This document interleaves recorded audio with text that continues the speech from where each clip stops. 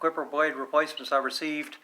I never needed the bottom one, even though I've been sent, every time I order them it comes with a separate one. I just put the new one in, so I'm going to end up throwing this away. If you want to start selling them separately, that would be a great idea. The teeth broke on this one. This is the third or fourth time I had break from a fall. The first time was a sink. It was 32.5 inches this last time, and then off the commode, which is 15.5 inches. I think that's happened twice. But this is the old one. I don't know if you can make this out of aluminum instead of this cheap steel. It would be lighter, and hopefully it would give a little bit instead of breaking the teeth. It always breaks on the corners.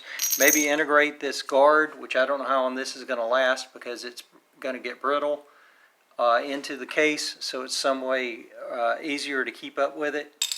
And you can make this package half as thick, do away with some of this plastic up here, and a shorter sticker right here where it's sealed, and also use a thin envelope instead of this thick one, and not put the package number on here twice. There's no reason for the redundancy, and it's hard to see up here anyway.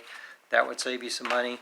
Also, if there's some way to integrate these into one, if you could snap them together like Legos, and somehow do something better with the teeth. I don't know why it gets crud on there, but it's kind of hard to clean.